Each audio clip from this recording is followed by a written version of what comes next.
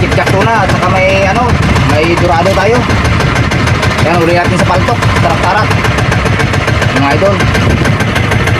Yan, hindi rin nakapag-video sa laot kay na-close ko rin sa cellphone natin tapos sa samang panahon malakas ang abagat. Yan, maraming salamat sa pinagpapala ng magpala sa araw na ito. Yan, binigyan ng magpala ng Panginoon. Yan, update ko lang mga idol kung magkano ang presyo at ilang kilo isda natin. Yan, sige. A few moments later. Yan mga idol, yung isda natin. Paano isda natin?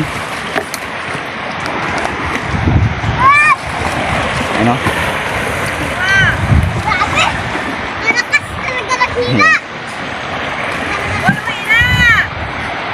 Kami yung ligo, mahalo na. Tama na yan. Op! Yan, yung isda natin.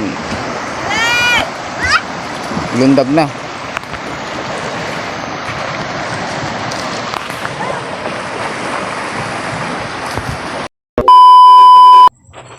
Yan mga idol, kahit paano kumita rin tayo ng ng 2,583 pesos. Yan, kahit hindi tayo pang video, hindi tayo nakapag ano sa laot na maganda. Ang tulingan natin naka 28.6 kilos tayo, tag 80 kilo. Tapos ang dorado natin na 4.2 tag 70.